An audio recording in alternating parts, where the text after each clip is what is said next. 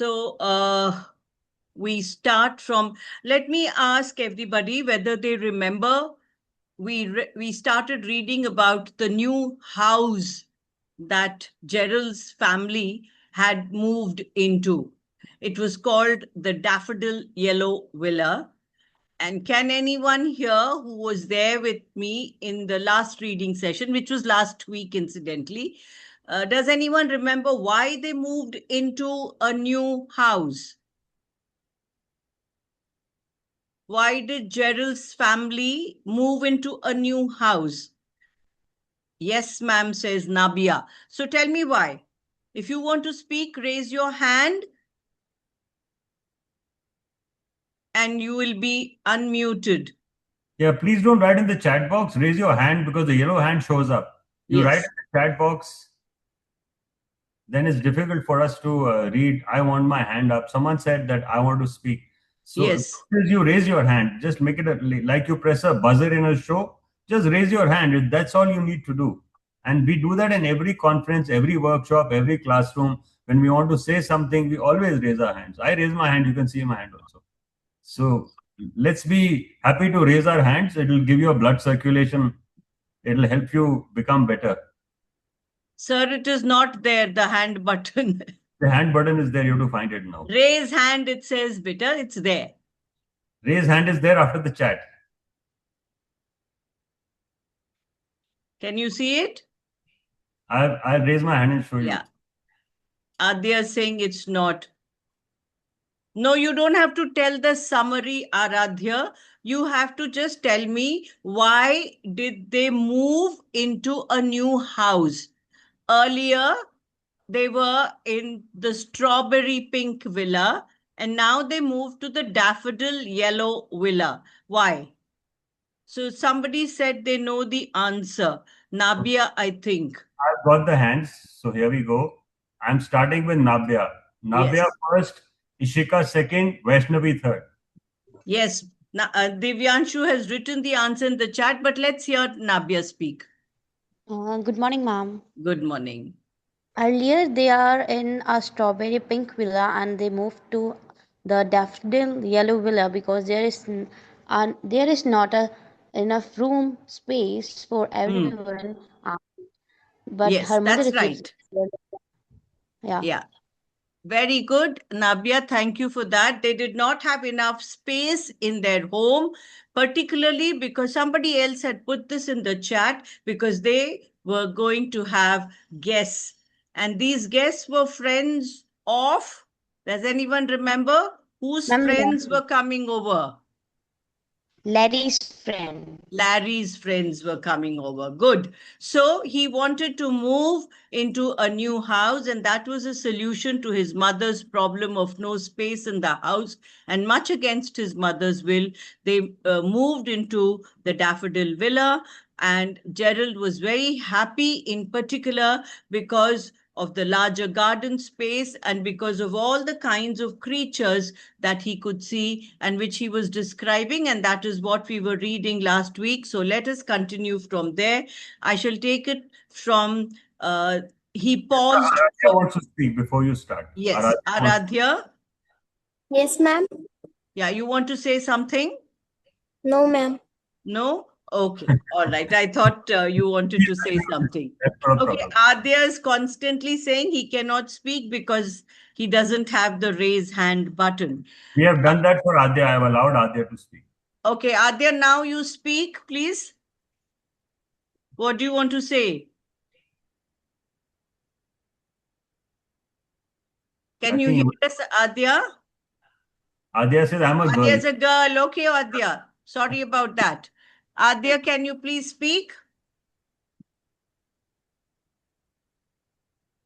I can't, she says. All right, no issues. We will try and fix that by the end of the session. If sir can fix it, fine. She's fixed. Otherwise, I can see her mic. Adya is already fixed. right, No, no. Adya, Mute please and speak. talk. Adya, you have to unmute at your end, Adya. Please use unmute on your mic. You'll have mute. Please use unmute.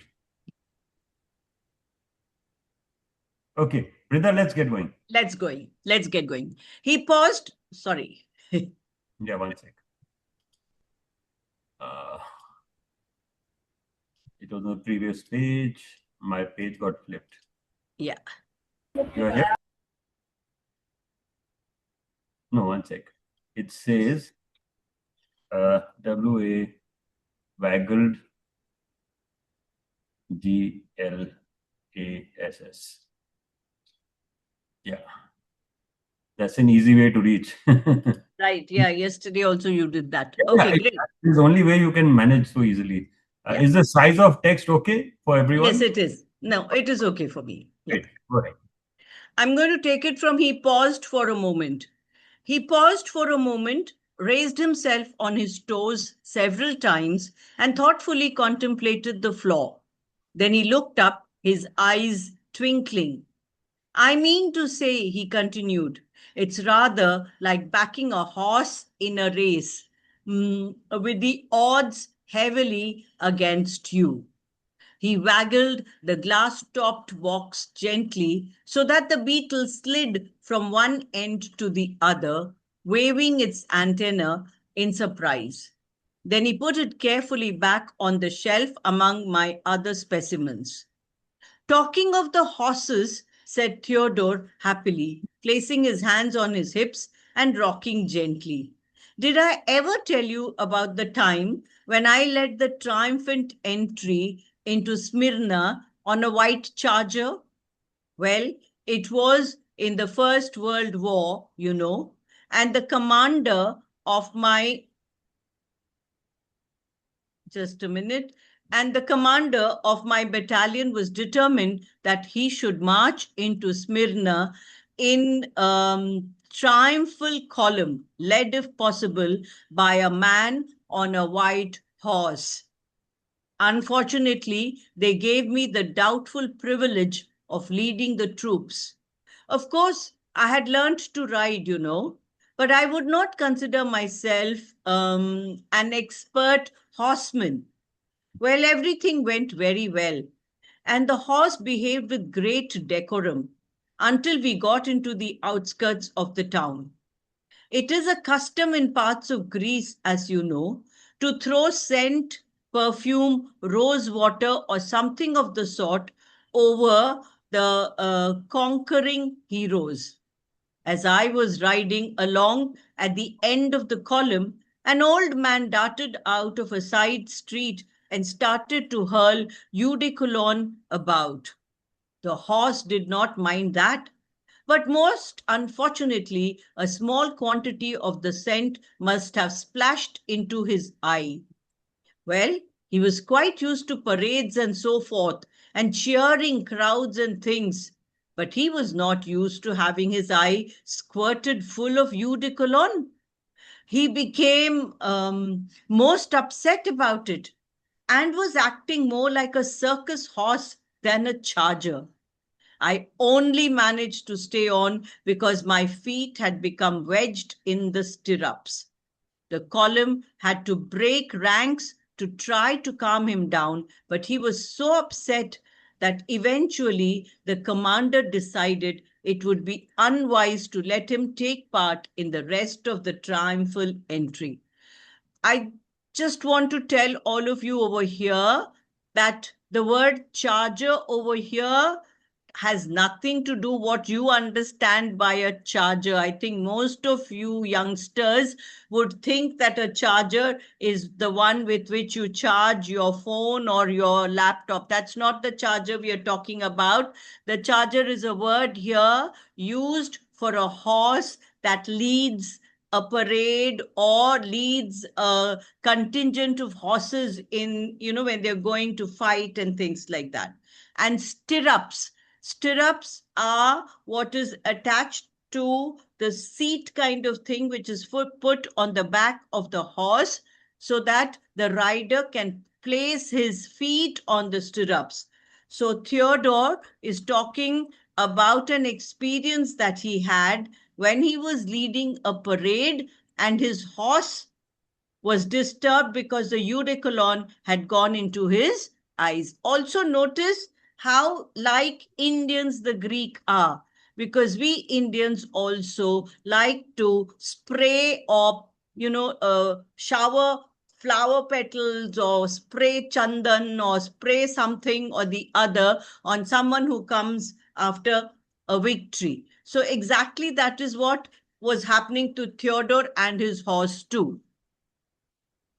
So while the column marched through the main streets with bands playing and people cheering and so forth, I was forced to slink through the back streets on my white horse, both of us to add insult to injury by now smelling very strongly of eau de cologne.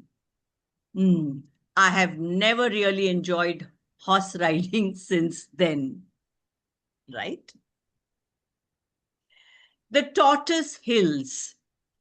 Behind the villa, there was a series of small hills that raised shaggy crests above the surrounding olive groves.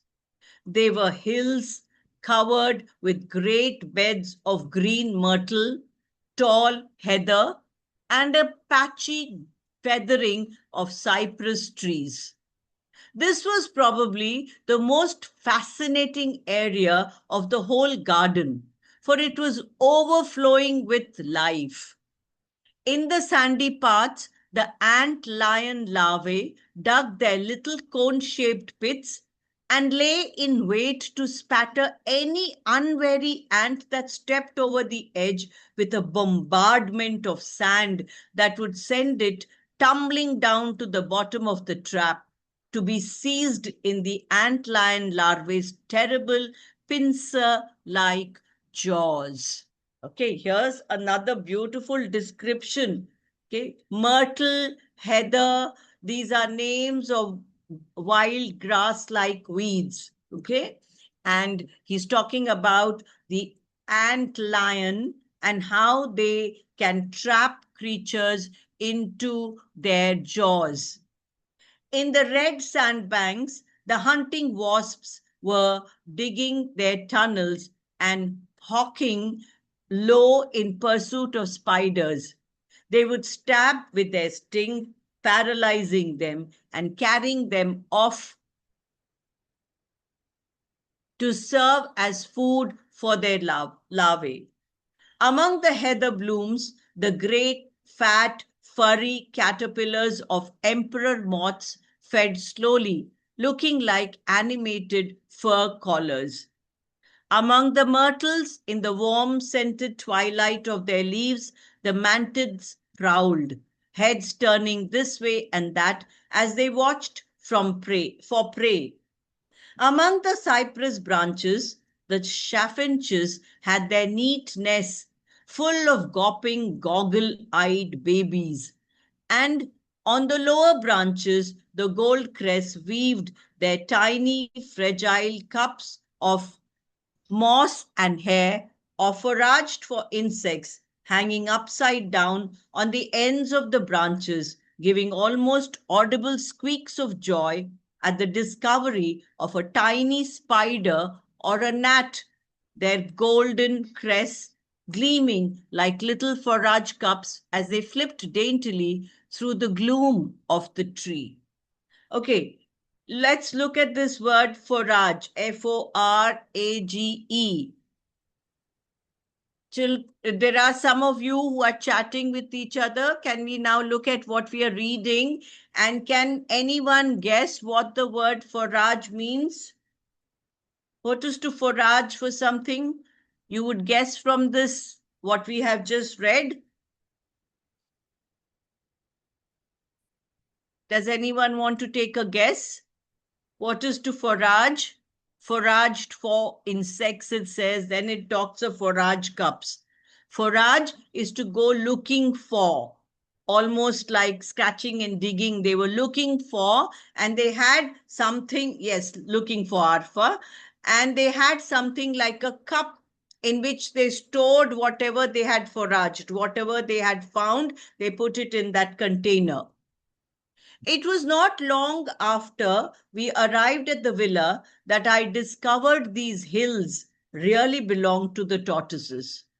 One hot afternoon, Roger and I were concealed behind a bush, waiting patiently for a large swallowtail butterfly to return to its favorite sunning patch so that we might capture it. It was the first really hot day we had had that year, and everything seemed to be lying drugged and asleep, soaking up the sun. The swallowtail was in no hurry. He was down by the olive groves doing a ballet dance by himself, twisting, diving, pirouetting in the sun. As we watched him, I saw from the corner of my eye a faint movement at one side of the bush we were sheltering behind. I glanced to see what it was, but the brown earth was sun-drenched and empty of life. I was just about to turn my attention to the butterfly again when I saw something that I could hardly believe. The patch of earth I had been looking at suddenly heaved upwards as though pushed by a hand from beneath. The soil cracked and a tiny seedling waved about wildly before its pale roots gave way and fell on its side. What, I wondered, could be the cause of this sudden eruption? An earthquake? Surely not so small and confined. A mole? Not in such dry and waterless terrain. As I was speculating, the earth gave another heave. Clods of it cracked off and rolled away, and I was looking at a brown and yellow shell. More earth was swept out of the way as the shell bucked upwards, and then slowly and cautiously a wrinkled, scaly head appeared out of the hole. A long, skinny neck followed it. The bleary eyes blinked once or twice as the tortoise surveyed me. Then, deciding I must be harmless, he hoisted himself with infinite care and effort sorry, out of his earthy cell, walked 2 or 3 steps, and sank down in the sunshine, drowsing gently. After the long winter under the damp and chilly soil, that first sun bath must have been like a drink of wine to the reptile. His legs were spread out from his shell, his neck extended as far as it could, his head resting on the ground with eyes closed.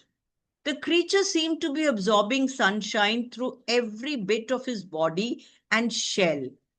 He remained lying there for about 10 minutes, and then he rose slowly and deliberately and rolled off down the path to where a patch of dandelion and clover spread in the shade of a cypress. Here, his legs seemed to give way, and he collapsed on the bottom of his shell with a thud. And then his head appeared from his shell, bent slowly down towards a rich green pile of the clover patch. His mouth opened wide. There was a moment's suspense, and then his mouth closed round the succulent leaves. His head jerked back to tear them off, and he sat there munching happily, his mouth stained with the first food of the year. This must have been the first tortoise of spring, and as if his appearance from the subterranean dormitory was a signal, the hills suddenly became covered with tortoises. I have never seen so many congregated in so small an area. Big ones the size of a soup plate, and little ones the size of a cup, chocolate-colored great grandfathers and pale horn-colored youngsters, all lumbering heavily along the sandy paths. in and out of the heather and myrtles, occasionally descending to the olive groves where the vegetation was more succulent. Sitting in one spot for an hour or so, you could count as many as 10 tortoises pass you.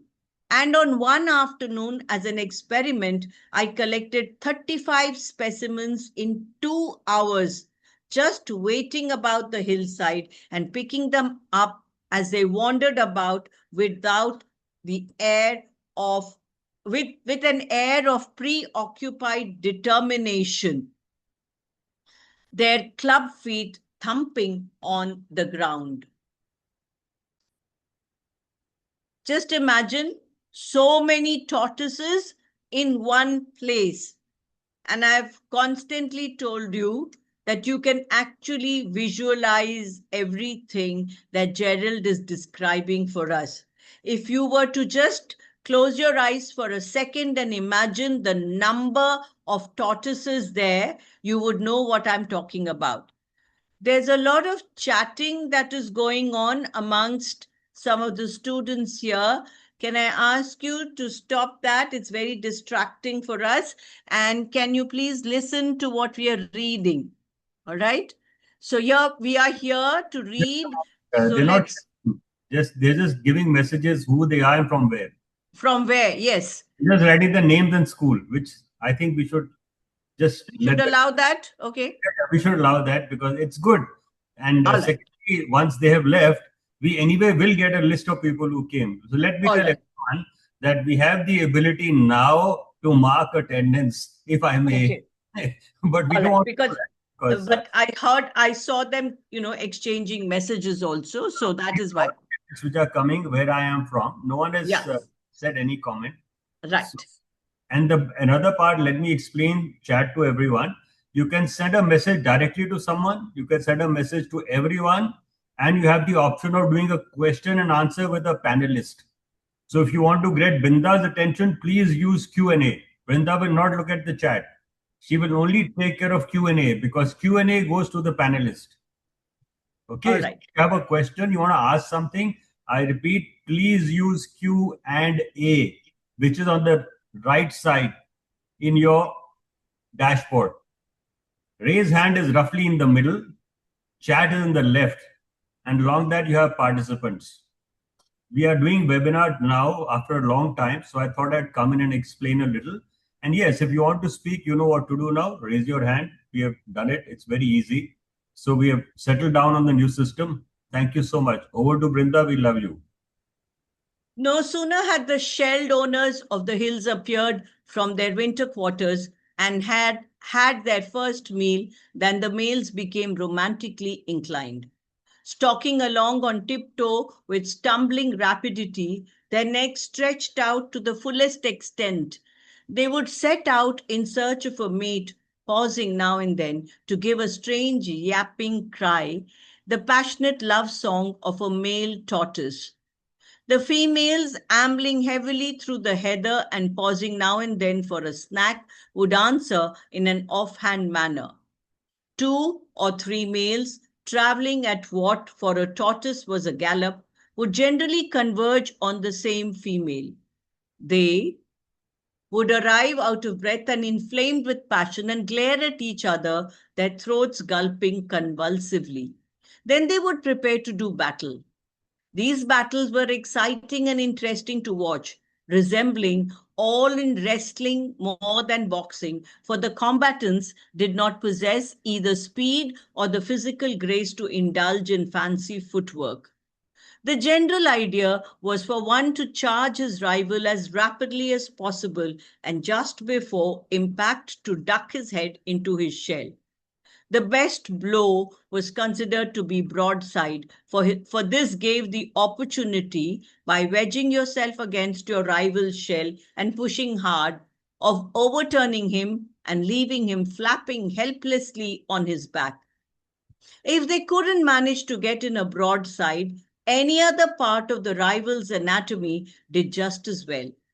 Charging each other, straining and pushing, their shells clattering together, occasionally taking a slow motion bite at each other's necks, or retreating into their shells with a hiss, the males would do battle. Meanwhile, the object of their frenzy would amble slowly onwards, pausing now and then for a bite to eat, apparently unconcerned by the scraping and cracking of shells behind her. On more than one occasion, these battles became so furious that a male in a fit of misplaced enthusiasm would deliver a broadside to his lady love by mistake. She would merely fold herself into her shell with an outraged sniff and wait patiently until the battle had passed her by. These fights seem to me the most ill organized and unnecessary affairs, for it was not always the strongest tortoise that won. With good terrain in his favor, a small specimen could easily overturn one twice his size. Nor indeed was it invariably one of the warriors that got the lady, for on several occasions I saw a female wander away from a pair of fighting males to be accosted by a complete stranger who had not even chipped his shell on her behalf, and go off with him quite happily. Roger and I would squat by the hour in the heather, watching the tortoise knights in their ill-fighting armor jousting for the ladies. And the contest never failed to entertain us. Sometimes we would lay bets with each other as to which one was going to win, and by the end of the summer, Roger had backed so many losers that he owed me a considerable amount of money. Roger would Sometimes, when the battle was very fierce, Roger would get carried away by the spirit of the thing and want to join in, and I would have to restrain him. When the lady had eventually made her choice, we would follow the happy couple on their honeymoon among the myrtles and even watch discreetly behind the bushes the final acts in the romantic drama. The wedding night, or rather day, of a tortoise is not exactly inspiring. To begin with, the female performs in a disgracefully coy manner and becomes heavily skittish in evading her bridegroom's attentions. She irritates him in this way until he is forced to adopt caveman-like tactics and subdues her maidenly antics with a few short, sharp broadsides. The actual sexual act was the most awkward and fumbling thing I had ever seen. The incredibly heavy-handed and inexpert way the male would attempt to hoist himself onto a female shell, slipping and slithering, clawing desperately for a foothold on the shiny shields, overbalancing and almost overturning, was extremely painful to watch. The urge to go and assist the poor creature was almost overwhelming, and I had the greatest difficulty in restraining myself from interference. Once a male was infinitely more bungling than usual and fell down 3 times during the mounting and generally behaved in such an imbecile manner, I was beginning to wonder if he were going to take all summer about it. At last, more by luck than skill, he hoisted himself up, and I was just heaving a sigh of relief when the female, obviously bored by the male's inadequacy, moved a few steps towards a dandelion leaf. Her husband clawed wildly at her moving shell, but could get no foothold. He slipped off, tittered for a minute, and then rolled ignominiously over onto his back. This final blow seemed to be too much for him, because instead of trying to right himself, he simply folded himself up in his shell and lay there mournfully. The female, meanwhile, ate the dandelion leaf. At last, since his passion seemed to have died, I rolled the male over, and after a minute or so, he wandered off, peering about him in a dazed fashion, and ignoring his erstwhile bride, who regarded him unemotionally, her mouth full of food. As a punishment for her callous behavior, I carried her up to the most barren and desiccated part of the hillside and left her there, so that she would have an extremely long walk to the nearest clover patch. I came to know many of the tortoises by sight. So closely and enthusiastically did I watch their daily lives. Some I could recognize by their shape and color, others by some physical defect, a chip from the edge of their shells, the loss of a toenail, and so on. There was one large honey and tar-colored female who was unmistakable, for she had only one eye. I got on such intimate terms with her that I christened her Madam Cyclops. Now, you all might know Cyclops is a monster with one single eye. She came to know me well, and realizing that I meant her no harm, she would not disappear into her shell at my approach, but stretch up her neck to see if I had brought her a tidbit in the shape of a lettuce leaf or some tiny snails of which she was inordinately fond. She would roll about her business quite happily, while Roger and I followed her. And occasionally, as a special treat, we would carry her down to the olive groves for a picnic lunch on the clover. To my infinite regret, I was not present at her wedding, but I was lucky enough to witness the outcome of the honeymoon. I found her one day busily engaged in digging a hole in the soft soil at the base of a bank. She had dug to a fair depth when I arrived and seemed quite glad to have a rest and a little refreshment in the shape of some clover flowers. Then she set to work once more, scraping the earth out of her forefeet and barging to one side with her shell. Not being quite certain what she was trying to achieve, I did not attempt to help her, but merely lay on my stomach in the heather and watched. After some time, when she had excavated quite a pile of earth, she carefully scrutinized the hole from all angles and was apparently satisfied. She turned round, lowered her hind end over the hole, and sat there with a rapt look on her face while she absent-mindedly laid 9 white eggs. I was most surprised and delighted, and congratulated her heartily on this achievement, while she gulped at me in a meditative sort of way. She then proceeded to scrape the soil back over the eggs and pat it down firmly by the simple method of standing over it and flopping down on her tummy several times. This task accomplished, she had a rest and accepted the remains of the clover blooms.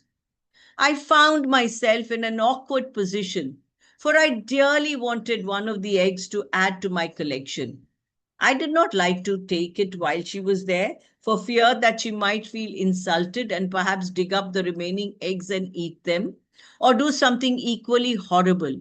So I had to sit and wait patiently while she finished her snack, had a short doze, and then ambled off among the bushes. I followed her for some distance to make sure she did not turn back, and then hurried to the nest and carefully unearthed one of the eggs. It was about the size of a pigeon's, oval in shape and with a rough, chalky shell. I patted the earth back over the nest so that she would never know it had been disturbed, and carried my trophy triumphantly back to the villa. I blew the sticky yolk out of it with great care and enshrined the shell among my natural history collection in a small glass-topped box of its own. The label, which was a nice blend of scientific and sentimental, read, "Egg of Greek tortoise, Testudo gracia, laid by Madam Cyclops." Throughout the spring and early summer, while I was studying the courtship of the tortoises, the villa was filled with an apparently endless stream of Larry's friends. No sooner had we seen one lot off and sighed with relief than another steamer would arrive. and the line of taxis and horse carriages would hoot and clatter their way up the drive, and the house would be filled once more. Sometimes the fresh load of guests would turn up before we had got rid of the previous group, and the chaos was indescribable. The house and the garden would be dotted with poets, authors, artists, and playwrights arguing, painting, drinking, typing, and composing. Far from being the ordinary charming people that Larry had promised, they all turned out to be the most extraordinary eccentrics who were so highbrow that they had difficulty in understanding one another. One of the first to arrive was Zatopek, an Armenian poet, a short, stocky individual with a swooping eagle nose, a shoulder-length mane of silvery hair, and hands bulbous and twisted by arthritis. He arrived wearing an immense swirling black cloak and a broad-brimmed black hat, riding in a carriage piled high with wine. His voice shook the house like a sirocco as he swept into it, his cloak rippling, his arms full of bottles. He scarcely stopped talking the whole time he stayed. He talked from morning till night, drinking prodigious quantities of wine, snatching 40 winks whenever he happened to be, and rarely going to bed at all. In spite of his advanced years, he had lost none of his enthusiasm for the opposite sex, and while he treated Mother and Margot with a sort of creaking antique courtesy, no peasant girl for miles was free from his attentions. He would hobble over the olive groves after them, roaring with laughter, shouting endearments, his cloak flapping behind him, his pocket bulging with a bottle of wine. Even Lucretia was not safe and had her bottom pinched while she was sweeping under the sofa. This proved something of a blessing, as it made her forget her ailments for a few days and blush and giggle kittenishly whenever Zatopek appeared. Eventually, Zatopek departed as he had arrived, lying back regally in a cab, his cloak wrapped round him, shouting endearments to us as it clopped off down the drive, promising to return soon from Bosnia and bring some more wine for us. The next invasion consisted of 3 artists, Jonquil, Durant, and Michael. Jonquil looked and sounded like a cockney owl with a fringe. Durant was lank and mournful, and so nervous that he would almost jump out of his skin if you spoke to him suddenly. By contrast, Michael was a short, fat, somnambulistic man who looked like a well-boiled prawn with a mop of dark curly hair. These 3 had only one thing in common, and that was a desire to get some work done. Jonquil, on striding into the house for the first time, made this quite clear to a startled mother. "I didn't come for no bleeding holiday," she said severely. "I came to get some work done, so I'm not interested in picnics and such, see?" "Oh, no, of course not," said Mother guiltily, as though she had been planning vast banquets among the myrtle bushes for Jonquil's benefit. "Just so long as you know," said Jonquil. "I didn't want to upset nothing, see? I just want to get some work done." So she promptly retired to the garden, clad in a bathing costume, and slept peacefully in the sun throughout her stay. Durant, he informed us, wanted to work too, but first he had to get his nerve back. He was shattered, he told us, quite shattered by his recent experience. Apparently, while in Italy, he had suddenly been seized with the desire to paint a masterpiece. After much thought, he decided that an almond orchard in full bloom would give a certain scope to his brush. He spent considerable time and money driving about the countryside in search of the right orchard. At long last, he found the perfect one. The setting was magnificent, and the blooms were full and thick. Feverishly, he set to work, and by the end of the first day, he had got the bases down on canvas. Tired but satisfied, he packed up his things and returned to the village. After a good night's sleep, he awoke refreshed and invigorated and rushed back to the orchard to complete his picture. On arrival there, he was struck dumb with horror, and to his amazement, for every tree was gaunt and bare, while the ground was thickly carpeted with pink and white petals. Apparently, during a night, a spring storm had playfully stripped all the orchards in the vicinity of their blossom, including Durand's special one. I was stricken, he told us, his voice quivering, his eyes filled with tears. I swore I would never paint again, never. But slowly I am recovering my nerves. I'm feeling less shattered. Sometime I will start to paint again. On inquiry, it turned out that his unfortunate experience had taken place 2 years previously, and Durand had still not recovered from it. Michael got off to a bad start.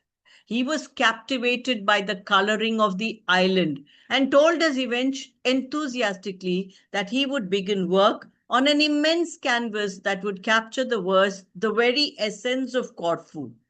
He could hardly wait to start. It was most unfortunate that he happened to be a prey to asthma.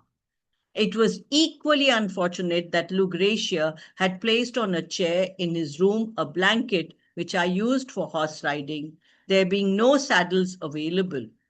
In the middle of the night, we were awakened by a noise that sounded like a troop of bloodhounds being slowly strangled. Assembling sleepily in Michael's room, we found him wheezing and gasping, the sweat running down his face.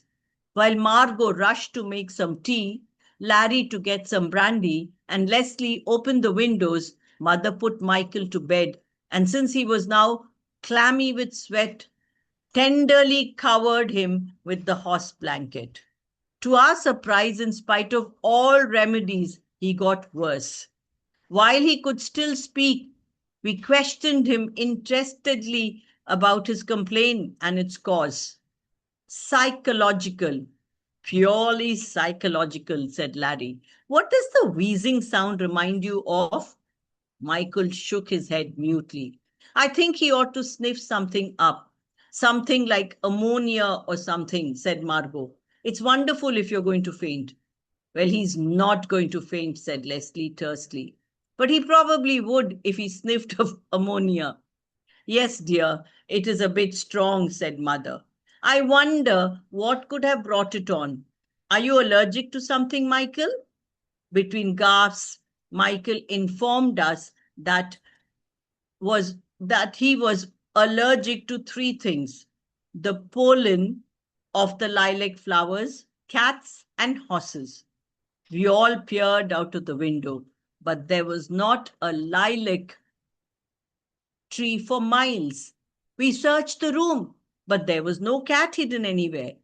I indignantly denied Larry's accusation that I had smuggled a horse into the house. It was only when Michael seemed on the verge of death that we noticed the horse rug, which Mother had tucked carefully under his chin. This incident had such a bad effect on the poor man that he was quite unable to put a brush to canvas during his stay. He and Durand lay side by side in deck chairs, recovering their nerve together. While we were still coping with these 3, another guest arrived in the shape of Melanie, Countess de Toro.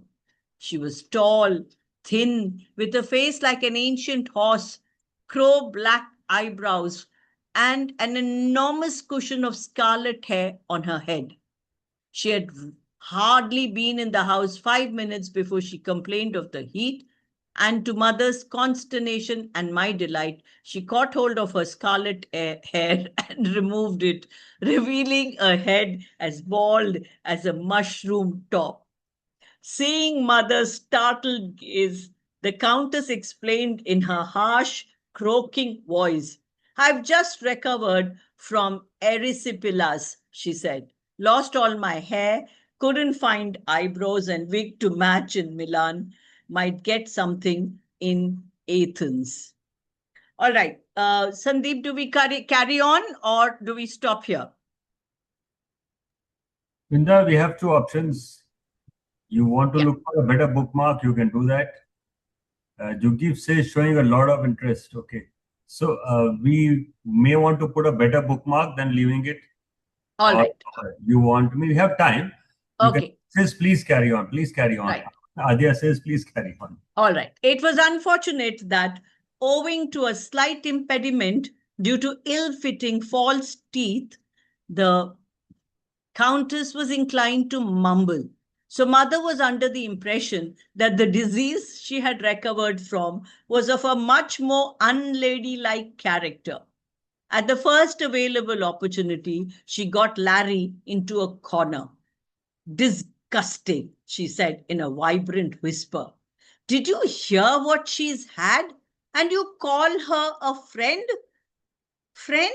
Said Larry in surprise. Why, I hardly know her. Can't stand the woman. But she's an interesting character and I wanted to study her at close hand. I like that, said mother indignantly. So you invite that creature here and we all catch some revolting disease while you take notes? No, I'm sorry, Larry, but she will have to go. Don't be silly, mother, said Larry irritably.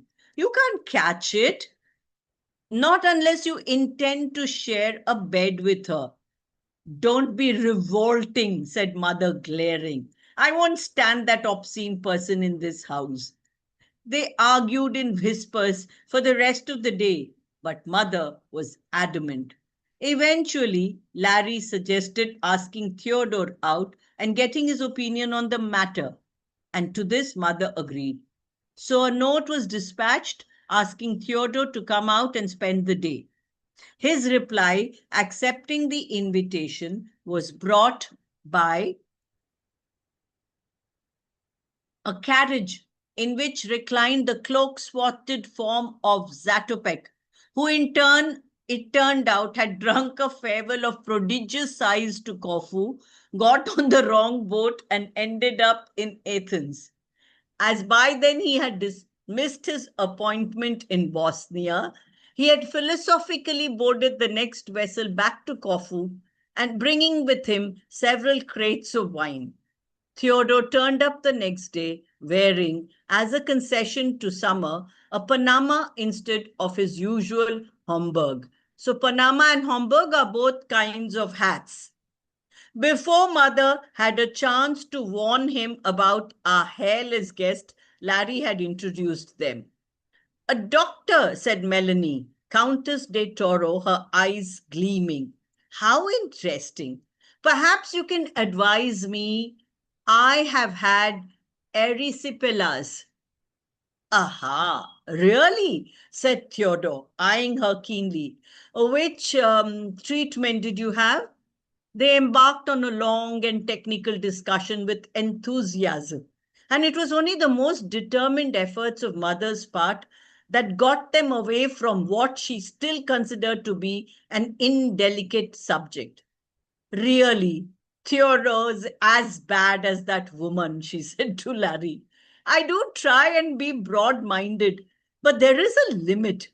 I don't think things like that should be discussed at tea. Later, mother got Theodore alone, and the subject of Countess's disease was explained.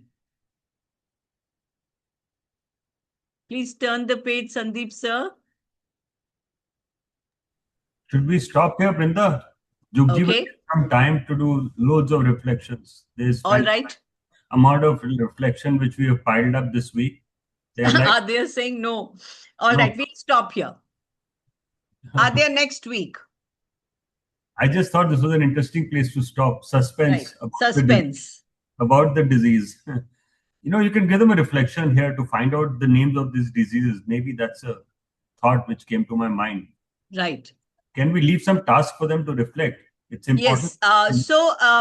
Last time also, I think Jugjiv sir, we had given them some a little task to do on reflecting and to look for the creatures that were mentioned in the portions that we read, and also some of the flora and the fauna. I don't know if children managed to do that. If there is anybody who has, we would like to hear about it. And if any one of you has reflected on the reading that we did last week, maybe we'd like to have a look at that too. And before anything else, is there anyone who wants to ask something or share a reflection of today's reading, or just tell us how it felt to hear this portion today? I just want to say, मैं तो answer देते देते थक गया of all the questions, all the the Meanings of words that words. Yes. he's asking. So I mean, हमारे जमाने में एक चीज होती थी dictionary. Ah. So I don't know if they're out of fashion now or what. No, I mean, in you fact, should sit for the reading with a dictionary. and it is so easy for them because today the meanings are available even at the click of a button on your laptop or on a phone or from wherever you are logging in. So yes, some words you've got to understand some words to the context. Some words I was kind of giving you a meaning. I completely agree that some of the words were beyond your understanding. But yes, okay, Sanjana, you're saying there are no questions, but if there is anyone else who would like to, No, but the context, as you said, yes,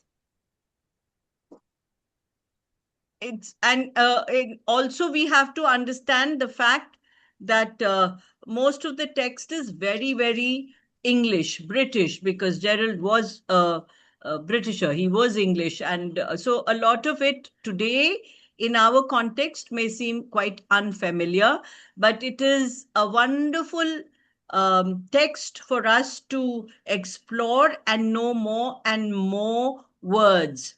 So Adya, we will read more later because we have to look at the time too. And so we will stop here. And like Sandeep sir said, let there be a little bit of suspense for all of you to find out what is the disease that they were talking about, right? Okay. Thank you. We have some reflections on Gerald Durrell itself.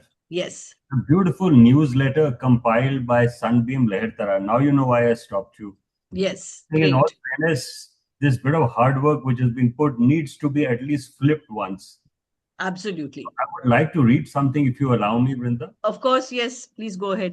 Good school session with Brinda Ghosh on My Family and Other Animals by Gerald Durrell was a rich and engaging example of how literature can bring together humor, observation, and meaningful life lessons. The episode of Larry inviting guests without planning highlights a familiar and relatable family conflict.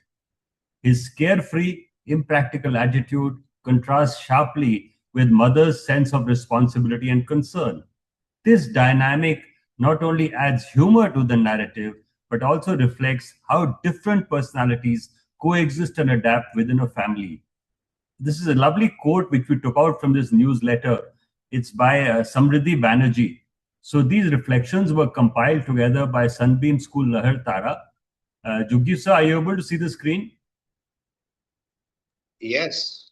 Okay, lovely. So let's just flip this newsletter. They actually created a newsletter to celebrate your Daffodil Villa. Wow. So look at this. Even an old messy place can shine with joy if we look at it with curiosity and an open heart. So this is Gitika Chaurasia. It's going to be tough to read the whole newsletter, but we would definitely want to mention the names and the best takeaways from each quote. So Gitika says, with curiosity and an open heart, even the most ordinary or worn out places can become full of inspiration and happiness. Thank you, Gitika. We really love you. What a lovely reflection. Look What at a the wonderful. Look at the graphics which they have put together. I know it Yes. must be a Canva template, but choosing the right template is also an important part. So that's why I tell everyone, please use the AI tools to sharpen your communication. It's important for you to use them. If we had not used an AI tool, Gerald Durrell's cover wouldn't have come alive. I'm sure Gerald Durrell never drew that cover. So please understand that what you're talking about, the AI hype, is nothing. It's just about asking you to think. As simple as that. And I always keep saying AI is all in. It helps you find yourself. There's nothing else. So let's flip. Keshav Thakur. Jugjiv sir, you want to hit your eyes better than mine? My eyes can't read this. Brinda, can you Nay, read? nay. Some of the Um, children want to read. Let's ask them to read. yeah, this is by Keshav Thakur, and the print is really small. I Yeah. can't read this. Before we carry on, I just read a message from Aradhya, and congratulations, Aradhya, for writing your own book and publishing it. Wonderful. Very nice. Thank you, ma'am. Yeah. So I'll make an effort on the paragraph, Jugjiv. Throughout the reading, Brinda ma'am explained difficult vocabulary words, literary devices, and encouraged students to identify flowers, fruits, and deceptive language used in the text. Theodore was mentioned as someone who would visit on Thursdays to help identify specimens Gerald collected. So this is a little highlight from Keshav's reflection, Brinda. Yeah. I can I'm see sorry. that right at the end of the reflection. We have Yes. 80 people. For me to find the right person to open and then have people talk and not have someone talk, it's a little Yes. unfair. So we'll try and highlight that effort and maybe plan their reading at some other event stage or whichever way. If we have lots to show today and we have only Yes. 10 minutes. So Absolutely. yeah, Shubham Keshri has also done some reflection. Reading exercise, the participants read through 2 chapters, the Strawberry Pink Villa and the Daffodil Yellow Villa, which describe Gerald Durrell's family moved to a larger villa in Corfu. See, that's his summary. And then Shubham Keshri has written a whole page. Vishwajit Kumar, I will read an extract. Another important idea in the book is the connection between humans and nature. Growing up in a peaceful environment helps Gerald develop his passion for animals. The story reminds us that we should respect and protect nature while also enjoying its beauty. How Beautiful. nice. What a lovely Very quote. nice. I think, Sandeep, I Yeah. have to visit Sunbeam Lahartara now because Well, I think everybody knows me there by now. you have to call, And you since have, they've dedicated a whole newsletter to me, I think I should definitely go there. well, ask Amrita I'm Burman. going to tell Amrita. So, Ronak Kumar writes, during the reading, Brinda ma'am paused occasionally to explain difficult vocabulary words to the students, such as orchards, moss, ferns, toadstool, and hypochondriac. Arey wah. There were brief interruptions from other participants, but the session was mainly focused on this literary reading and comprehension exercise. Thank you, Brinda. Aditya Kumar, the session encouraged us to work together, help one another, and follow good values not only in school but also in our daily lives. Overall, it inspired and motivated me to become a more responsible, kind, and active student who contributes positively to make the school a better place for everyone. Smriti, we've already read her highlights, Brinda, because her Yes. quote was there in the opening page. Thank you. Jai Hind. Jugjiv sir, thank you for your patience and for thanking me you again. So I wanted to show you some things. That's why I thought if I let start people read on Find the Person, we will lose the entire week's reflections. So Vimukti School made a brilliant presentation at the retreat where they wrote the whole story of Vimukti. They have a composite lab. They have an drone lab in Vimukti. Drone lab. Yeah. Then they have a computer lab in Computer Vimukti. lab. They have an EDP. Mm. Then they have a library in Vimukti. So they Mm. showed us all this when they met us at the Jaipur retreat. They have a bio lab in Vimukti. And behold, physics lab, chemistry lab, sports. So these are the presentations which they made of their school as to how their school is a good school. And then post the session, when the retreat got over, they came back with their journey of the retreat. So this is the journey of the retreat from their eyes and their hands and their feelings. Power of Wellness. This is the chapter, Jugjiv sir, from your book. Thank you, Jugjiv sir. I must tell you, Jugjiv, the biggest takeaway from this retreat, thanks to you, was the discovery of India with Bhairavi Jani's book. I think this is fantastic. And Jugjiv, we must do this book whenever and ever we can. It's a book of India today. And I really can't tell you how much I can thank you, because that book shaped the character of the retreat. It was a wonderful idea to dedicate the book to an author and a retreat. And the beautiful part was that we divided the book into 10, 12 chapters, and every group read a chapter and made a chapter summary. So that was a beautiful part. So this is their summary. Then Brewing Knowledge, this was the session which we did. The sessions from the book, Highway to Swades, they have talked about it a little. Okay, then this is the 3-hour introduction which we give them of My Good School. We used to play basketball every day. So look at this, Brinda. What a powerful reflection. Wow, very nice. How beautifully done. You know? I mean, I think, look at the arrows. The journey of the retreat has been chronologed. Yes. So then it says artist in residence. So they went to the artist. She's Prenita. She's not. Anita. Yeah, she's Prenita. Pre-R-E. Yeah. There was a Learning Forward Saturday. There was a master class. So they are giving their journey. They called the retreat a journey. They went exploring the city palace, which is there. And finally, the In Me activity. Yo-yo WhatsApp. That was the In Me activity. So that was the real retreat. Last day was dedicated to the ceremony of the launch of the financial literacy for educators. Here is a full class photograph. The batch of April 26th retreat. Let's give them a big hand. You can share stories. You can clap a little for them. I have. Very nice. Oh, I will share. Here's another one. We are here at my good school. Okay, you can play that song. The song automatically comes on when you go to the Joy of Learning Diaries. So this is an amazing GSA retreat at Mayur School, Jaipur. This is from the eyes of Lahartara again. So back to Lahartara. Jugjiv sir, this is how they presented the retreat story. So they started with the book. Then they came on day one, where we had the opening ceremony and we had the reading session. So the opening ceremony happened, the flags were unfurled. We did the reading sessions after that. So day one was Saturday. The opening was on day 0, which was Friday. So on day 1, we did Wanted Backbencher and The Courage to Be Happy.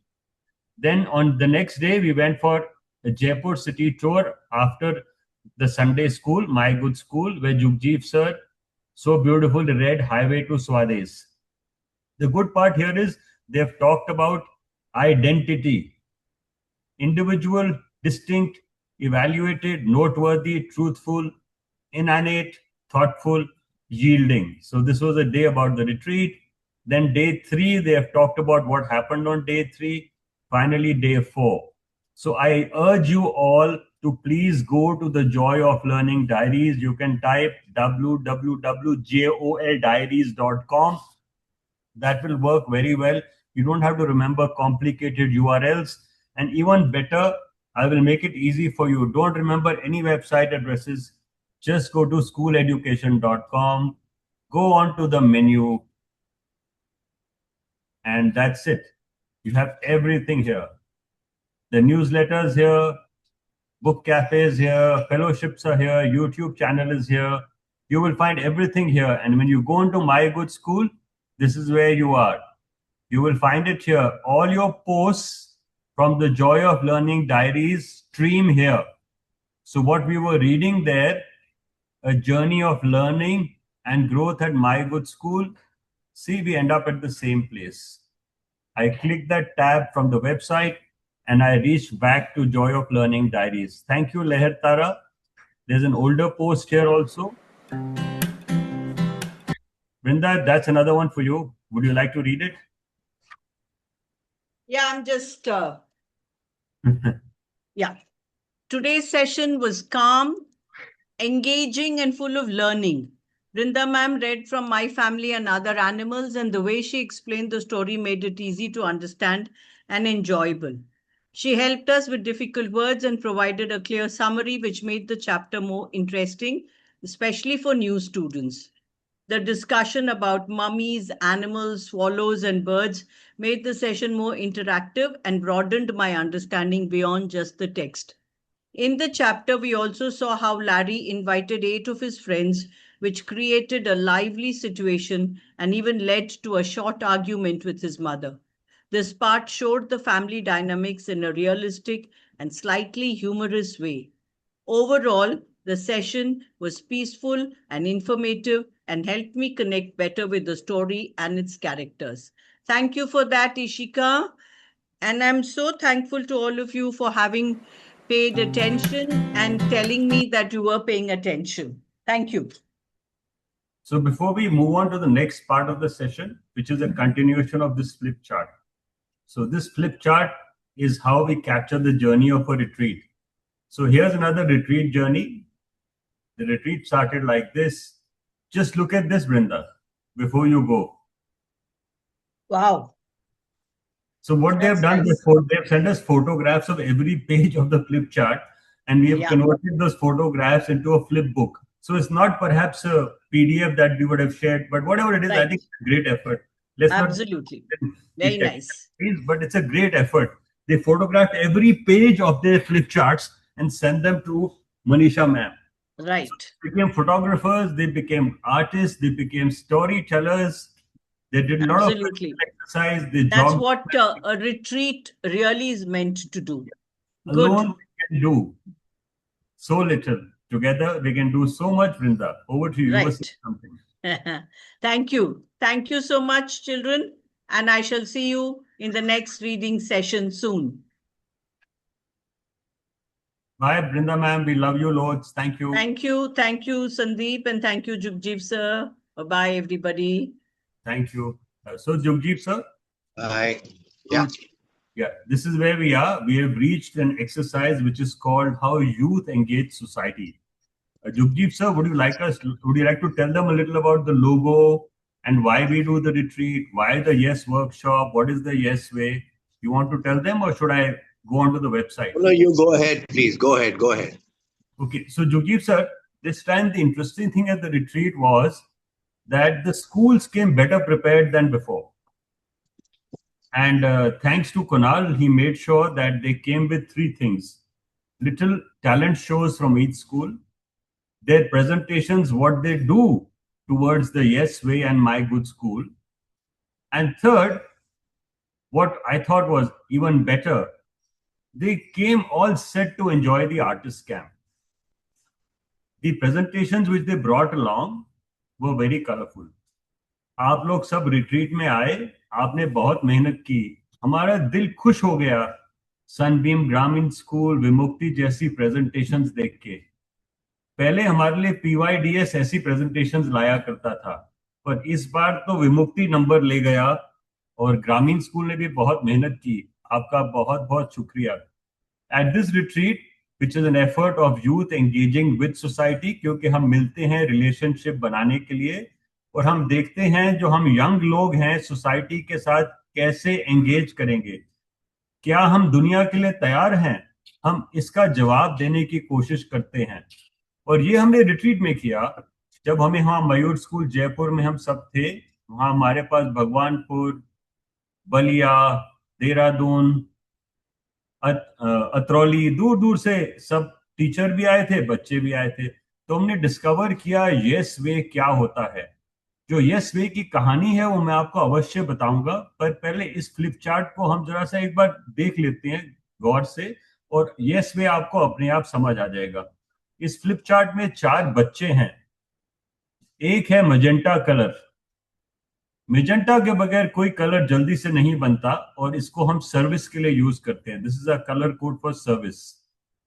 Then is the colour, this is the cyan colour, the sky. We use this for skill. Green, we use this for sport, and royal blue, we use it for study. So youth engaging society का रास्ता क्या है? जब हम service में भाग लेंगे, skill में भाग लेंगे, स्पोर्ट में भाग लेंगे और स्टडी भी करेंगे, तो रिट्रीट में हम कोशिश करते हैं कि जो YS वे है, यूथ वे, हम आपको समझाएं। और अब आगे चलते हैं इस प्रेजेंटेशन में। सो इन्होंने बात की पावर ऑफ इंक्लूजन की इस पर्टिकुलर प्रेजेंटेशन में। और इंक्लूजन जो हमारा एक बड़ा स्पेशल पार्ट है इंडिया का as a country, we are perhaps the most inclusive country in the world. आप अगर देखें हिंदुस्तान को, हिंदुस्तान में सबके लिए जगह है, हम किसी को डिफरेंशिएट नहीं करते। पॉलिटिक्स अपने रोल के लिए कुछ ना कुछ करता है हमारे डिफरेंसेस को एक्सप्लॉइट करने के लिए, परंतु उससे हमारा देश स्ट्रांग ही होता है, कभी टूटता नहीं है। तो इसमें जो भैरवी की कहानी थी, हमने रिट्रीट में देखा कि हम सारे एक दूसरे को कैसे चाहते हैं और कैसे एक दूसरे के साथ मिलजुल के काम करते हैं। That is the power of inclusion. So इन्होंने क्या किया, discovery counts, friends not skin colour, unity in diversity, ये थीम थी इनकी प्रेजेंटेशन की। सो they have read Bhairavi's chapter, which is the highway to Swades, and they have discovered how young people across the country are one, how they hold hands and work to build a better identity. ये किताब Wow. इन्होंने की है, Jugjeet sir. The cover has Wow. been so ये देखिए जुगजीत sir, इन्होंने कैसे explain किया 4 S's को। हाँ, ये पढ़ना मुश्किल है क्योंकि उन्होंने पेंसिल से लिखा है इसमें, पर आप देखोगे उन्होंने अपने थॉट्स को कैप्चर किया है। How they think that the 4 S's can prepare them for the future, service, skill, sport and study. आप अगर कुछ पढ़ पाएंगे तो किसी में लिखा है एजुकेशन, किसी में लिखा है नो वेस्टेज, एक जगह पे लिखा है work with NGOs and donations, एक में लिखा है curiosity on it's tough for me to read, my eyes are going. So एक में लिखा है फोकसिंग ऑन क्लीनलीनेस, एक में लिखा है making parents proud. So look at the thoughts, it's very deep thinking how youth can engage with society by doing these small things. And this is the yes way, really. So the retreat began with the yes spirit. And अगर आप देखेंगे इन्होंने उसके बारे में लिखा है, ये पढ़ना मुश्किल है, पेंसिल में है, don't worry about that. You can see this on your own computer or on your own laptop or your own phone. You will be able to read it. I quickly want to show you this yes way. So opening ceremony हुई, artist in residence हुआ, learning forward Saturday हुआ, master class हुई, हमने reflections लिखे और रोज लिखे, रात को 1 बजे तक लिखे। That was a beautiful part in the common room. तो PYDS के रिफ्लेक्शन जो थे उन्होंने हमें डे 3 में दिए। ये PYDS का रिफ्लेक्शन है। उन्होंने संडे स्कूल अटेंड किया, जयपुर घूमा, जो भी किया उन्होंने दिन में, ये उनका रिफ्लेक्शन है। और ये हमारे फ्लिप चार्ट्स हम हर एक रिट्रीट में बनाते हैं, and we send those retreat flip charts to every school in the country who participates. You go back and you tell us the story of the retreat with the flip chart. ये आपकी AB presentation है एक तरीके से, और आप retreat को अपने स्कूल में और बच्चों के साथ शेयर करते हैं और पेरेंट्स के साथ शेयर करते हैं, अपनी कम्युनिटी के साथ शेयर करते हैं। मैं आपको 1-2 वीडियो भी दिखाऊंगा इसके बाद कि रिट्रीट के जाने के बाद हमारे यूथ ने सोसाइटी के साथ कैसे एंगेज किया। So learning skills to Jugjeev sir, this is for you again. This is again from Sunbeam Lahartara. हम इसको क्विकली फ्लिप कर देते हैं बिकॉज लहरतारा ने तो पूरा संडे स्कूल छा गया है। सो ये उन्होंने संडे स्कूल के बारे में जुगजीत सर प्रेजेंटेशन बनाई है। ये हुआ क्या, मेरे ख्याल मनीषा मैम के पास बैकलॉग हो गया था, लास्ट वीक वो पोस्ट नहीं कर पाई थी। सो जुगजीत सर सारी प्रेजेंटेशन इकट्ठी आ गई, परंतु ये जॉय ऑफ लर्निंग डायरीज में है। और आप अगर जॉय ऑफ लर्निंग डायरीज को देखेंगे, आप यहाँ पे देखिए, देखो 20 लाख पे पहुंच गया। इसका मतलब आप लोग जॉय ऑफ लर्निंग डायरीज में जाते हैं और अपने लेख देखते हैं, अपने परिवार, अपने फ्रेंड्स और अपने आसपास के लोगों के साथ शेयर करते हैं। Lahartara, thank you Asim for your reflection in this. Thank you Ujjwal Kumar for your talk about Jugjeev sir Sunday school. And let me tell you, Sunday school is the best. So Sunday school, this is all about Sunday school and Sunday school.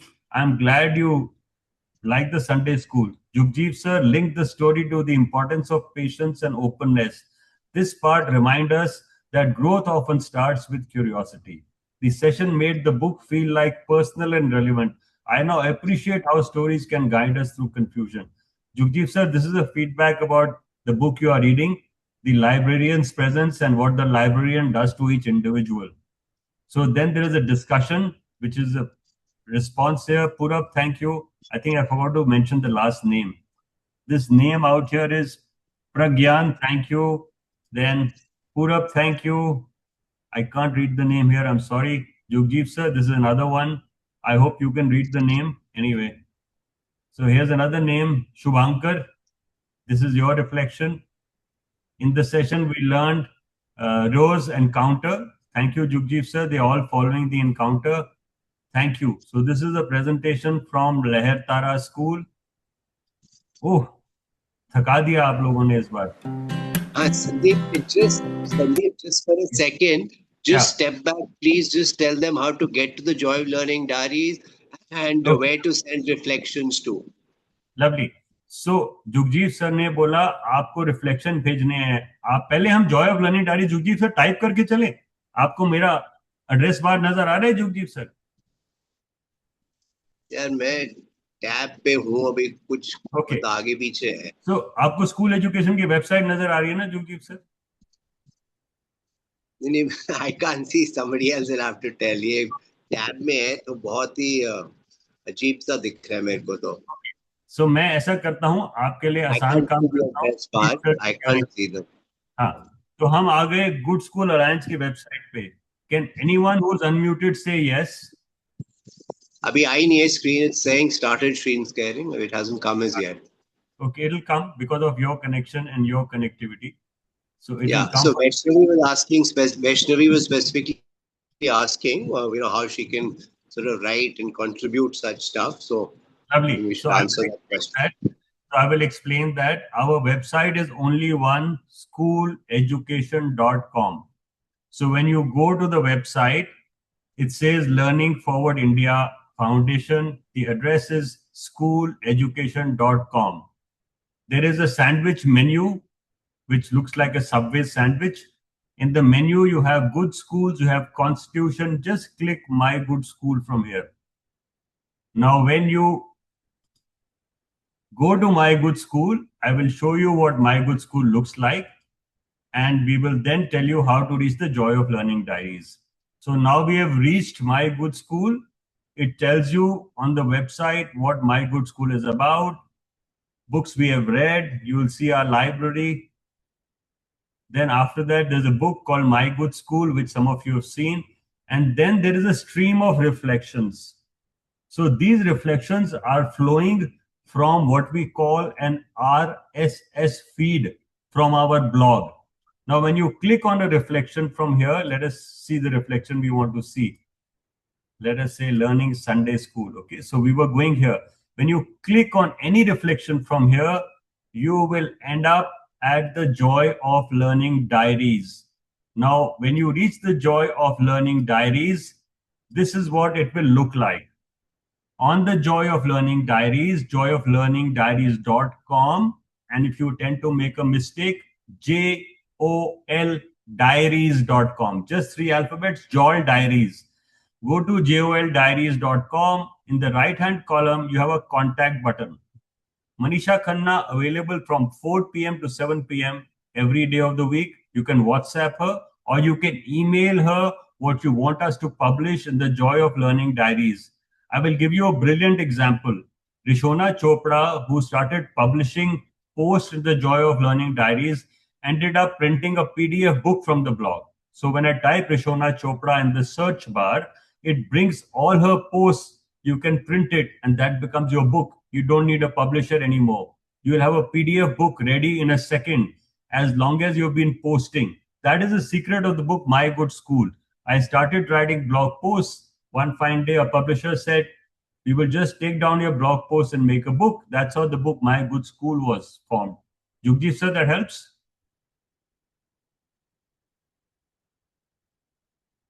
So this is Saroj from Sunbeam School. I would like to show you her flip chart at the retreat, and then we'll go to the YouTube site. So this is Saroj's journey of the retreat. Power of Heritage. We had an ice-breaking session on day 1. We had artists in residence in day 2. We had Ghumo in day 3, Ghumo Jaipur. And on the 4th day, we had sports with Inmi and we had a talent show. And finally, we had the financial literacy program. Saroj ji, शुक्रिया. ग्रामीण school का जो ये सफर रहा बहुत ही सुहावना रहा और आपने बहुत मेहनत की. We love you. अब हम यहाँ से आगे चले. भैरवी जानी की किताब के बारे में इन्होंने रिफ्लेक्शन दिया, यहाँ पे बताया ये किताब क्या थी और इस किताब से इनको क्या मिला. और हम आगे चले. ये है आर्टिस्ट इन रेजिडेंस. ये देखिए, इनको जो एक्सरसाइज मिली थी बटरफ्लाइज वाली और लाइन ड्राइंग मिली थी.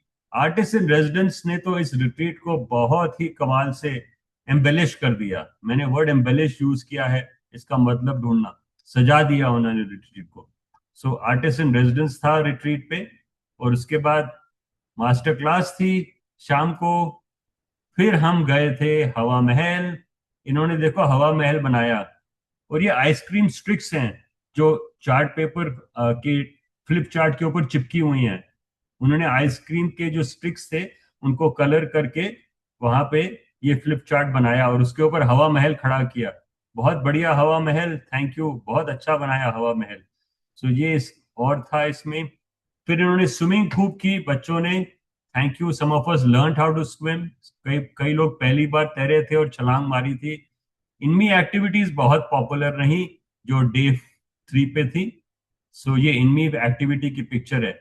A retreat is a special place where students come together to read, reflect, and build meaningful relationships.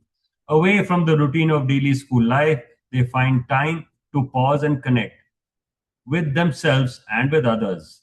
Through shared readings, thoughtful discussions, and moments of quick reflection, students begin to understand different perspectives and appreciate each other's experiences. These interactions foster trust, empathy, and a sense of belonging. As they laugh, learn, and grow together, the retreat becomes more than just an event. It transforms into a journey of connection, self-discovery, and lasting friendships. Brilliant reflection. Thank you. So we move on. There's another one. Song plays. So here's another flip chart. I will quickly do the flip chart because there are so many of them. We have 10 flip charts, but we must flip them all once. So this is day 1 presented here. These flip charts are there in various schools. I hope you use them. So we will just show you this flip chart. So this is just quickly. So there are various pages. You won't see much, but I just want to flip it because I have it on the... some of us haven't really been able to send us correct images and presentations. Don't worry. There's still ways you can see them. You can enlarge them on your screen. Sunbeam School Varna, thank you for explaining this. This is where I wanted to come. So how does youth engage with society? What are the Yes workshops we do? Our Yes workshop came about simply because of a little journey which started in 2012. Let us go to that journey.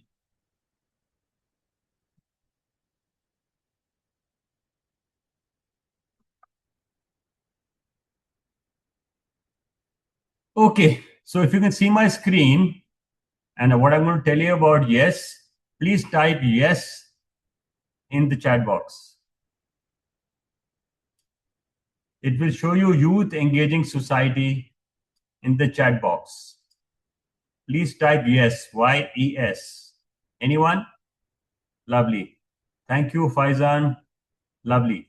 Thank you so much. So we have a Q&A before we open that. Someone said, Sir, what is the meaning of troop of bloodhounds and what the scene is trying to express there? Meaning of Zatopek. Jugjiv sir, in the Q&A, we have 2 questions. So let us see if they've been answered. If not, we will find them. Okay. No, I wasn't able to answer them because I missed the context for these 2 questions. Because Zatopek, I mean, I'm not familiar with the word. It's a name of a Olympian I know. But yeah. I'm not able to. Sir, I'm making a clip of these questions and adding them in WhatsApp because they remain unanswered. We'll answer them in WhatsApp. Is that okay, Jugjiv sir? Yeah, sure. Okay. I've answered the other question. Yeah. I've answered them I've captured them in the WhatsApp. So here we go. So when you go to school, and you start your journey of becoming a youth, your first goal in life is to find an identity. मैं कौन हूँ? मेरा नाम Karthik क्या है? spoke about identity at the retreat. Yes, and that is why that presentation where they use the acronym for identity, Jugjiv sir. So what we are doing today is an extension of what we did at the retreat. We thought we would explain the yes way. So what yes way is that it helps you find spirituality and aesthetic awareness. I know this is a very big word.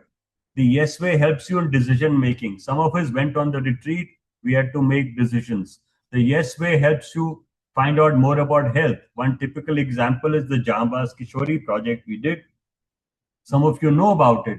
Yes way takes you on an intellectual growth exercise. Why we are here? We are here for intellectual growth. Yes way helps you with communication, which you are doing. Relationships, you pick up skills which can become your employment. You become better citizens. You understand the environment better after the yes way. Let us take the example of my family and other animals. So this is the yes way. The yes way means building schools where youth engage society. Our GSA workshops and bespoke training sessions. Bespoke means customized, like the retreat. The yes way framework focuses on youth engaging society as the heart of school culture, empowering students in service, skills, sports, and studies. So remember one thing here, we have used words with an apostrophe. We have used skills, sports, and studies. It shouldn't be that way. It should be service, skill, sport, and study, because we talk in singular terms. For you as an individual, you will choose a service, you will choose a skill, you will choose a sport, and you will choose study. So we will have to figure that out. We have written in plural because we are talking of students, empowering students. But if I was to empower every student, I would have written service, skill, sport, and study.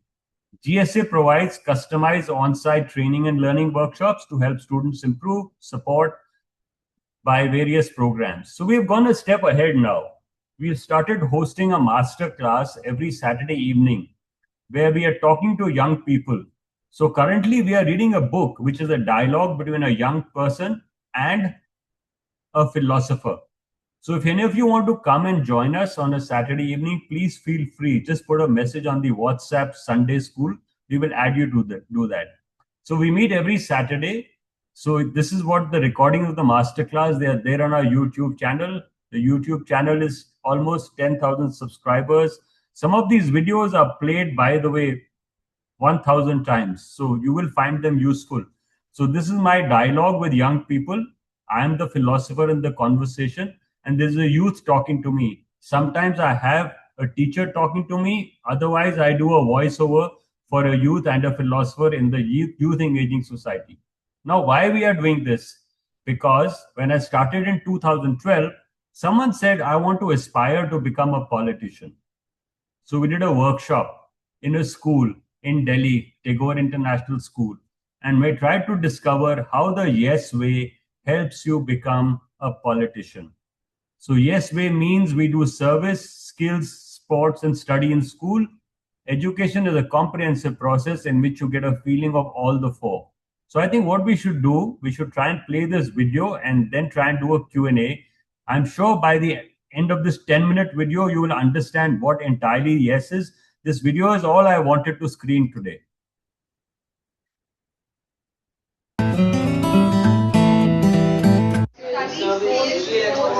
Yeah. Now, first the unexpected bunch will introduce why. Jugjiv, are you getting the audio? Anyone? Are you getting the audio correct of the video? Yeah, it's coming. It's a little soft, but it's coming. Okay, I'll increase the volume. Why she decided to become a politician?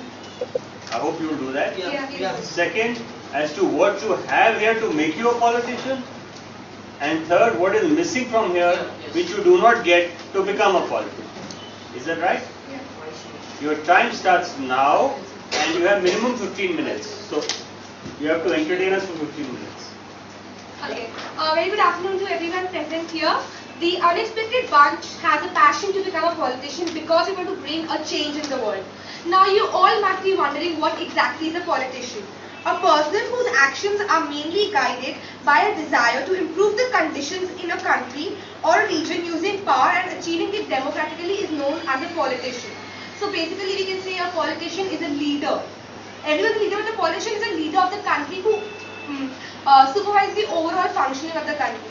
Now, why we've already told you why you want to become a politician, and the 4 things that we provided are the study, skills, sports, and service. Now, each of them does not have an equal say in our profession. Service rules it all, and we give 4 marks to service, we give 3 marks to skills, we give 2 marks to studies, and we give 1 mark to sports out of the 10. So that makes so very unfit politician. No wonder a politician is so unfit. So that's how we give the division of marks. Now we will be telling you about what our school is already providing us with to become a good politician. Firstly, I think we should tell that what a politician, both the qualities what the politician should possess. Okay. A politician should be a good orator. He should be a good dramatist, and he should be and he should have good social skills, and he should be sensitive towards the people he is like. By social skills, he means that he should be able to interact with his people. To know their problems, he has to actually look into each person, each community to know the problem. So social skills in that sense. Okay. Now the things that the school is providing us with to become a good politician. What our school provides any person to be a politician is first democratic elections for a cabinet or any kind of prefect post. We have democratic elections. We are given the chance to speak if you want to participate, and if you are selected, I mean it's right. It's an elected process. People in the school, 6 to 12, all the children elect their representatives whom they want the people to guide them. Yeah. So you see this election process which is practiced in school is something positive for you to pick up. It's perfectly fair. Okay. Secondly, we have a good pol science civics education. It starts from 6th and continues till then. Whether you select the stream of humanities, it will continue up to 11th as well. So, pol science it gives a basic education about how the law is, how legislature works, and all the government bodies work, how politicians are actually supposed to work and follow the constitution. So we are given a basic education about that. So I think that any person who wants to become a politician needs the basic. So I'll pause and try and explain what's happening. This is a very old video, 15 years back, and it was shot on a very simple mobile phone. Hats off to the person who made this presentation from Tagore School to put it together. So we post a question to these people. हमने उनको एक सवाल दिया, आप politician बनना चाहते हैं, आपको देखना है अपने स्कूल में कि क्या इस स्कूल में आपके पास सब कुछ है जो आपको पॉलिटिशियन बनने के लिए तैयार करता है, और आप स्कूल को किस नजरिए से देखते हैं। आप स्कूल को ऐसे नजरिए से देखते हैं कि आपके स्कूल में सर्विस है, आपके स्कूल में स्किल है, आपके स्कूल में स्पोर्ट है, और पॉलिटिशियन बनने के लिए आपको यहाँ स्कूल में क्या मिलता है। हमारे लिए हर एक इंडिविजुअल, हर एक इंसान कंप्लीट 10 on 10 है। हम जब नंबर देते हैं हम सबको 10 में 10 देते हैं। वो इसलिए, ये नहीं कि आपने 10 सवाल का जवाब दिया और आपको टीचर ने 10 नंबर दे दिए, सवाल ठीक है। आप 10 on 10 इसलिए हैं क्योंकि आप अपने एंड पे एक इंडिविजुअल हैं, आपकी आइडेंटिटी है, जैसे आपको कार्तिक सर ने बताया पिछली बार। उस आइडेंटिटी को खोजने के लिए हम यस वे का रास्ता अपनाते हैं। यस वे का रास्ता है, यूथ सोसाइटी में जब जाता है वो सर्विस के साथ जाता है, वो स्किल के साथ जाता है, वो स्पोर्ट के साथ जाता है और स्टडी के साथ जाता है। आपको केवल मार्क्स जो हैं वो आपको नौकरी नहीं दिलाएंगे, वो आपकी आइडेंटिटी नहीं बनाएंगे, परंतु अगर आपने कुछ स्पोर्ट में किया है, कुछ स्किल पिकअप की हैं और आपने अगर कुछ और काम किया है, वो आपको रास्ता बनाएगा आपके लिए जरूर। छोटी सी चीज, आज कुणाल ने हमें ज्वाइन किया। कुणाल स्कूल में था, फैब इंडिया स्कूल में सन 2013 से, और कुणाल ने देखा कि मुझे आगे नॉट फॉर प्रॉफिट में काम करना है, क्या मेरा स्कूल उसके लिए तैयार कर रहा है या नहीं। कुणाल के स्कूल में ये सुविधा थी, वहां 4 चीजों को अलग से कराया जाता था। There was enough opportunity in service, skill, sport and study. हर एक स्कूल में ये नहीं होता। रेजिडेंशियल स्कूल में ये हो जाता है, स्पेशल स्कूल्स में ये हो जाता है, स्पेशल प्रोजेक्ट, बट नॉर्मली जो डे स्कूल्स हैं उनको केवल नंबर चाहिए होते हैं और वो परहैप्स आपको चारों चीजें नहीं दे पाएंगे। वहाँ स्पोर्ट्स भी आप शाम को जब खेलने जाते हैं अपने एंड पे जाते हैं और स्पोर्ट्स क्लासेस होती हैं, वो स्पेशल कोचेज और स्पॉन्सर्ड होती हैं जिसमें सब भाग नहीं ले सकते। परंतु स्पेशल प्रोजेक्ट्स में और जो हमारे जैसे रिट्रीट के कैंप होते हैं, आप हर एक चीज में भाग ले सकते हैं। आप सोच सकते हैं सर्विस का मतलब क्या है, स्किल का मतलब क्या है, स्पोर्ट का मतलब क्या है और स्टडी का महत्व क्या है। जैसे पिछली रिट्रीट थी, हमने भैरवी जानी की किताब स्टडी की, वो हमारी स्टडी थी। हमने आर्टिसन कैंप किया, वो हमारी स्किल थी। हमने इनमी के साथ गेम्स खेली, मयूर स्कूल में गेम्स खेली, वो हमारी स्पोर्ट थी। हमने कल्चरल इमर्शन किया जयपुर का, वो हमारी स्टडी थी। तो रिट्रीट में ये चारों चीजें थी, सर्विस, स्किल, स्पोर्ट और स्टडी। आप मेरे से पूछेंगे रिट्रीट में सर्विस कहाँ थी? सर्विस तो सब जगह थी, क्योंकि आपको बताया गया कि आप कैसे बच्चों को टीचर सर्विस करके फाइनेंशियल लिटरेसी की रास्ता दिखाते हैं, कैसे स्कूल आपकी सेवा करता है। उस स्कूल में सारे जो सेवा कर रहे थे आपकी, वो सर्विस ही कर रहे थे। तनख्वाह तो सभी ले लेते हैं, परंतु जब सर्विस के भाव से आप किसी को हेल्प करते हैं, वो उनकी जर्नी और उनकी लाइफ को बेहतर बनाता है, रिलेशनशिप्स इंप्रूव हो जाती हैं। So that's how the yes way goes. We will play the balance video to see that how they became a politician by looking at what their school gave us. So in this particular case, they realized that you need to do some sport, you need to have skills, you need to have service and study to become a politician. Let's go on. Education about politics. Yeah. You disqualify your team if I don't have you paying attention. Okay, our school also provides some MUNs and parliamentary debates, which is all about these political issues and even not only in our country but internationally as well. Issues affecting people, for example, poverty. Poverty is in a large scale. So we are made to discuss on such issues, especially in our debate society. We get to know what the problems are and what we have to solve in future. Because if young people are to become politicians or are to be chosen as politicians, they have to solve the problem for the future generation. And now we'll be telling you about what our school can provide us with, what we are not being Which is provided missing. as of now. Yeah, there's not everything that our school provides for a person to become a politician. So what it should provide is a forum for discussion on all issues concerning more exposure to Indian politics, which will improve our knowledge about it and we'll gain more interest in it. Would you like to write a letter to your principal that we recommend after this workshop that there should be a forum as to where you can learn more about the Indian political system? So maybe start a society in school called the Pol Science Society. Why not? You could be the people who started. So why don't you form the political science society? And I'm sure the teacher here will help you do that. If you young people want to form a political science society, I'm sure school will have nothing against it. This is the way you can harness the potential which you are saying. You can assist the school. See, it's very easy for you to give a list for schools to things to do. But I think it's easier for you to do the things which you want the school to do. Take it the other way around. So you do the things, then school will do. But if you give the school a list, it gets lists every day. And now, as we study this pol science and civics, so now Seher will be telling you about what challenges are there in Indian politics and how they can be used. But as we all know that a politician is the one who represents our ideas and ideologies and brings forth them into power. So basically, these are some changes which we have listed that we would want in our political system. So first one is no corruption, as Anna Hazare is fighting against it. The other one is the RTI implementation. Then what we think is that more girls should be elected to power, because as it is in our parliament only 10% of women power is there. So we want more girls so that women get more power and they can bring forth their points.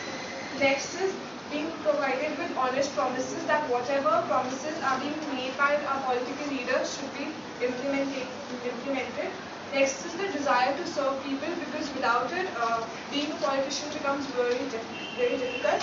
And the last one is eradicating poverty and bringing a change in education system, which will make the development of the society. This is where the service comes in. That's why we give maximum importance to service, because all these things would be involved in service, whether it may be social service or the service that comes from the within. And and this poster represents a politician as of now. An ideal politician. But we would like to change this image.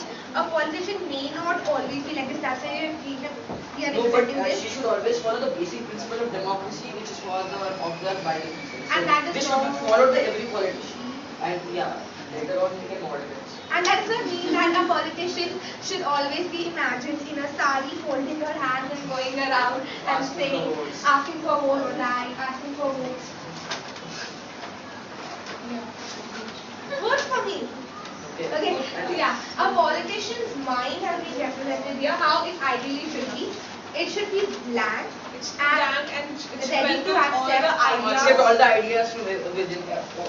It should not have a closed or narrow and And lastly, we are wearing these caps not because all the politicians look like this.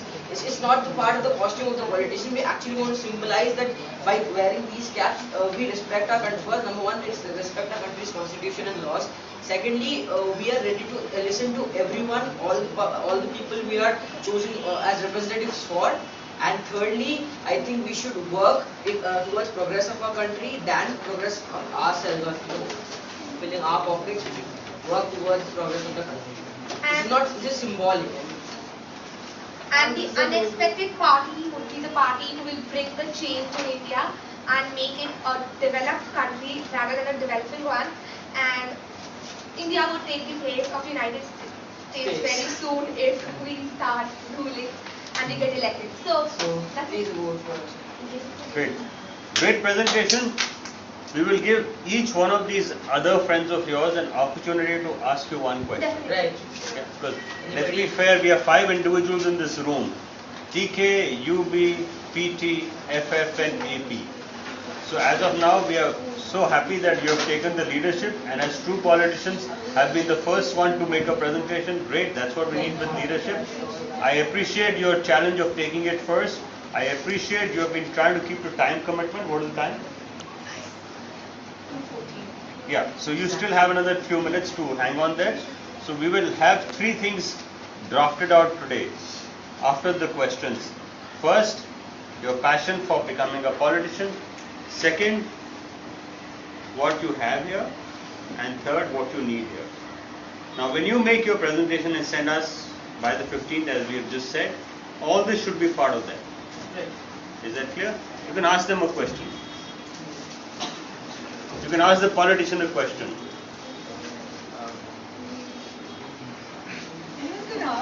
Okay, like you said, that make honest promises. Okay, you are also, just speaking that out, right? So how can you ensure that the politician who's saying all of that will really implement it? Can you expand on what you're also just saying? So see, you are a politician right now, right?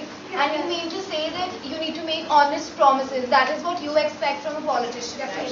So at the time, what they do campaigning, and they just tell you, they make speeches.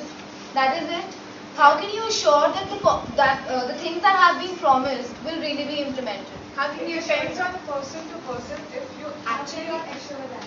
See, if you get elected and you have that honesty in yourself, you will obviously bring forth the promises you have made to the people. That's why they have voted for you.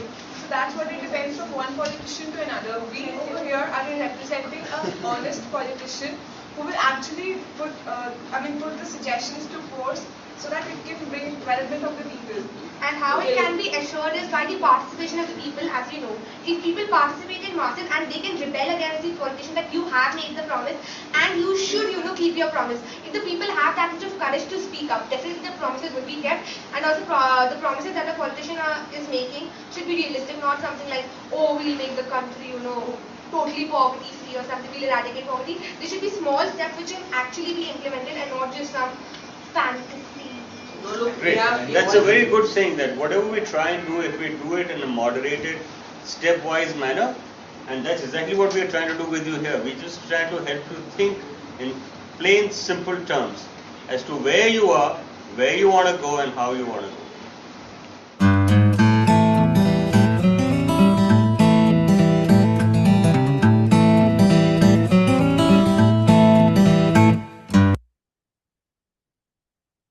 Thank you. That was. I can't see the first two words, Neha. This is the next. Just ahead, I could make out. Yeah. So I'm just telling you how to reach here to our library of videos. You can find our library of videos at the YouTube channel, which is there on the screen. So this library is very simple. It's My Good School. So go to the taskbar, youtube.com/@mygoodschool without any space. And when you go here, you can even explore other videos by looking at the Yes playlist. So these videos will help you think. They are very amateur videos done by students themselves. So you can go here and search for a playlist for youth engaging society, as it is with Y. It should come somewhere in the end. You will see there is a youth engaging society playlist. We can type here in the search and we can type here YES. So it will automatically bring you the videos of youth engaging society. And when you view the playlist, you will find the Yes Way. You will find the Yes Way politician video. You will find the Yes Way fighter pilot. You will find some master classes. You will find lots of other ways in which you can engage with your society, with your school, with yourself better. Because when you can engage with yourself, it really matters. Because I think that is what youth engaging society is about.